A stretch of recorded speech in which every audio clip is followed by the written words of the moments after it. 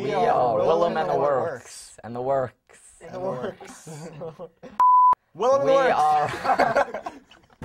Works. He is Willum and the Works. Scott Elman is Willum and the Works. Basically.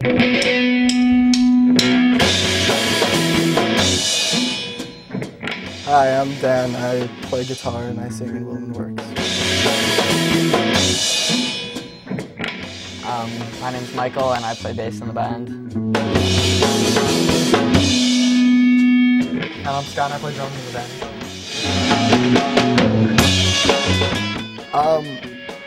the band. The band started out with Mike and I at the end of like 8th grade. Yeah, I'd say so. We just started like hanging out and we had a lot of difficulty.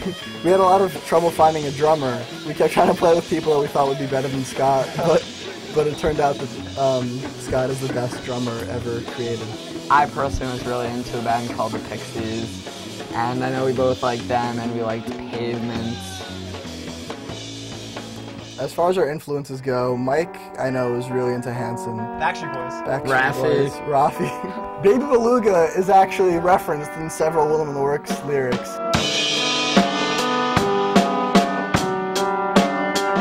Yeah, Scott's kind of like the black sheep. We usually don't let him answer questions about influences. He likes bands with names like Mustard Plug. I recall you have a Mustard Plug shirt. That was in like 6th grade. 7.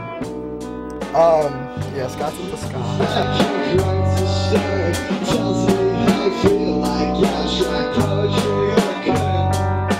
How did we get the band? How did we get the band name? You say? Well, funny story, you see.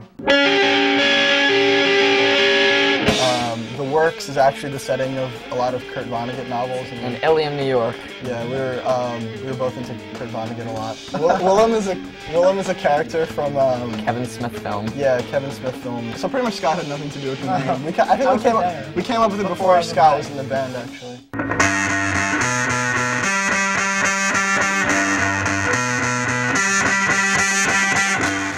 When we first started out, it was mostly me writing the songs by myself. Mostly because Mike was just too shy to do anything. And they sucked a lot.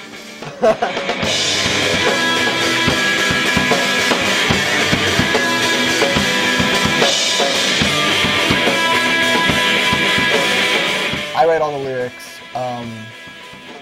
They don't know most of the lyrics. I don't think I know any of them. They found out a lot of the lyrics to our songs when we recorded them, I guess. When I got into high school, I started reading more poetry, and it's a creative writing, exposed me to a lot, and I just started writing poems and then adapting them to writing songs. Only girls like poems. She blew my mind.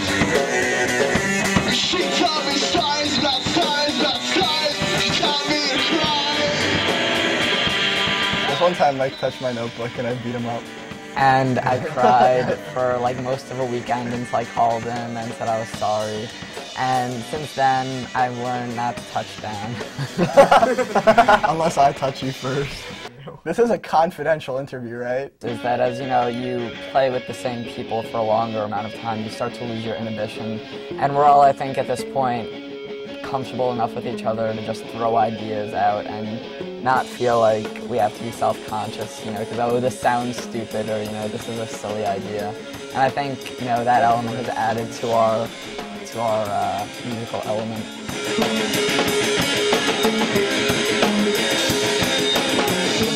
We're also the smartest band in Livingston High School. Oh, pretty much our GPAs more than any other band. We're also probably the most Jewish band in Livingston.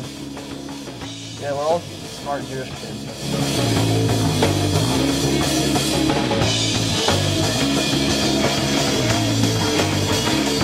I probably got my biggest musical influence from my music teacher, Mrs. Matten. We learned songs about Halloween. When you walk up the stairs, you knock on the door, say trick or treat, because really, we want more. And that's all you gotta know about rock and roll is right there.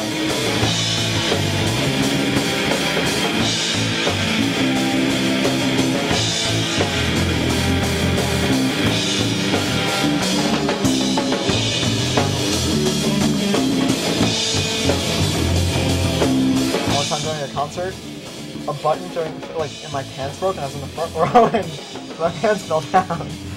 That's why I played the drums after that, and not the trumpet or anything.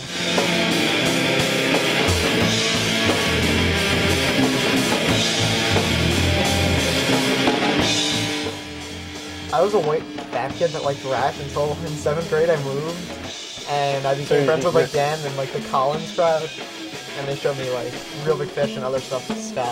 Yeah, like Nirvana, and I got into that, and that's kind of when I started getting into music, like playing the drums.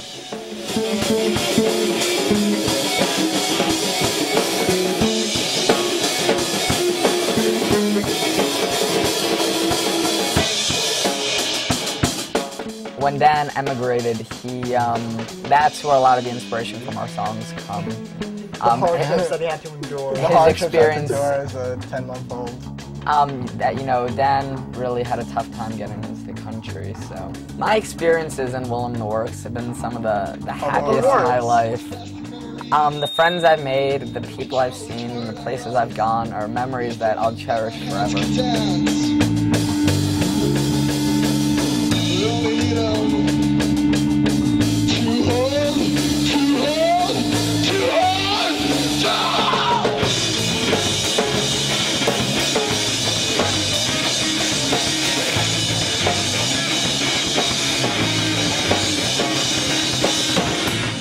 I think, regardless of where we are, like when we come back on breaks, we'll probably play together. If not, like if we don't have enough time to, you know, make new material to play shows, maybe we could record some things. And Mike and I have been making plans to like record through the mail, send tapes back and forth, and just like add on our own little things. So hopefully that'll happen.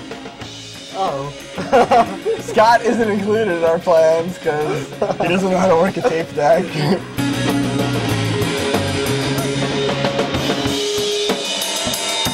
As who was it that said, great bands don't die, they just fade away.